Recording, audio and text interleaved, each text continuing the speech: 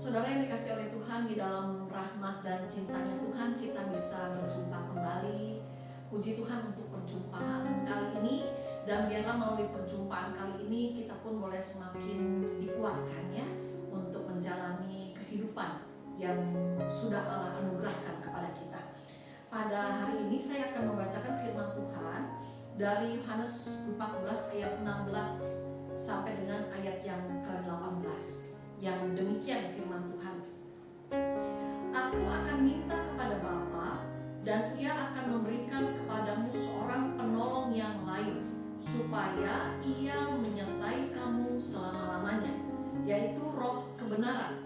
Dunia tidak dapat menerima Dia, sebab dunia tidak melihat Dia dan tidak mengenal Dia. Tetapi kamu mengenal Dia, sebab Ia menyertai kamu dan akan diam di dalam kamu. Aku tidak akan meninggalkan kamu sebagai yatim piatu. Aku datang kembali kepadamu. Saudara, dimanapun saudara berada pada saat ini, kalau kita berbicara tentang pandemi COVID-19 ya, yang sudah berlangsung hampir 2 tahun lewat, itu tidak hanya berdampak pada usaha, pada bisnis yang kita kerjakan, pada pekerjaan kita, bukan hanya berdampak pada keluarga dan kehidupan sosial kita, tetapi rupa-rupanya memang pandemi COVID-19 itu secara mendadak juga memaksa dan membuat kita berubah secara gratis dalam pola sosialisasi, pola komunikasi, pola kehidupan keluarga, pola bekerja, pola berbelanja, pola berobat, dan sebagainya. Nah saudara, kalau kita lihat, hampir semua orang di semua bidang kehidupan pernah mengalami kegagalan, menghadapi perubahan yang harus terjadi. Akan tetapi saudara, kalau kita perhatikan, kita bersyukur karena pada akhirnya kita dapat beradaptasi dengan adanya teknologi yang semakin maju dan berkembang. Keberadaan pandemi COVID-19 tidak membuat pada akhirnya kehidupan kita bergereja dalam tanda kutip mati sama sekali. Pandemi COVID-19 tidak menghalangi gereja untuk tetap melakukan tugas pelayanan, persekutuan, dan kesaksian. Jadi kalau kita lihat saudara, pada saat ini kita bisa melihat gereja kita, walaupun dalam masa-masa pandemi COVID pun sampai saat ini, tetapi gereja tetap melakukan persekutuan. Walaupun dalam masa pandemi COVID seperti saat ini, gereja masih melaksanakan pelayanan kesaksian, dan juga tetap di dalam kehidupannya gereja melakukan banyak hal yang lain. Nah kalau kita lihat, kalau gereja masih bisa berkarya dalam masa-masa pandemi COVID pada saat ini, itu bukan karena kepintaran kita sebagai tubuh Kristus, tetapi itu disebabkan karena ada Roh Kudus yang berkarya, yang membimbing kita untuk kita bisa mengatasi persoalan, mengatasi tantangan.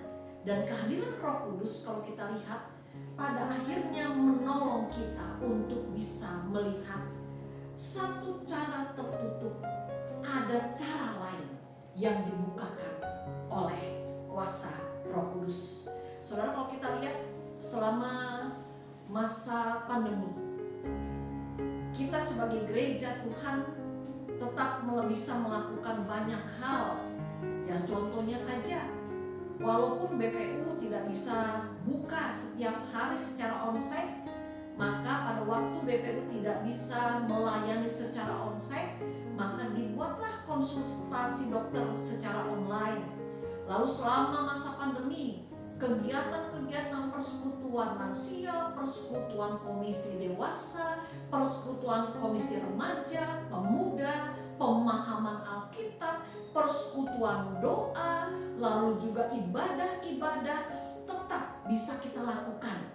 Walau itu harus kita laksanakan secara online, terkadang juga kita melaksanakannya secara hybrid. Nah, saudara, kita lihat selama masa pandemi memang kita tidak mungkin bertatapan, bertemu dalam satu persekutuan, dalam satu kegiatan gereja. Tetapi pada akhirnya saudara, kita bisa melihat bahwa masa pandemi COVID-19 tidak bisa menghentikan upaya gereja untuk terus berkarya sebagai gereja Tuhan. Nah, saudara, pada saat ini bukan hanya gereja yang menghadapi tantangan, rintangan menghadapi pandemi COVID-19, pun dalam kehidupan kita masing-masing. Pandemi COVID-19 mendatangkan kesulitan tersendiri, tantangan tersendiri, rintangan tersendiri dalam kehidupan kita masing-masing.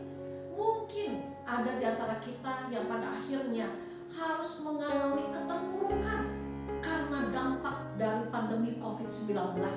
Namun saudara, pada saat ini kita diingatkan kembali, rintangan apapun, tantangan apapun yang pada saat ini sedang harus kita rasakan, sedang harus kita alami, kita diingatkan oleh kebenaran firman Allah pada saat ini bahwa Tuhan tidak akan pernah membiarkan saya dan saudara hidup sebagai yatim piatu. Dia akan datang kembali, Dia datang untuk menyertai kita, Dia datang untuk menolong kita, Dia datang untuk memampukan kita menghadapi setiap rintangan, setiap kesulitan. Dia datang, Dia mendampingi untuk membantu kita menemukan jalan keluar untuk setiap persoalan yang harus kita hadapi. Saudara yang dikasihi oleh Tuhan, kalau dikatakan di sini, aku akan minta kepada Bapa dan Ia akan memberi seorang penolong yang lain.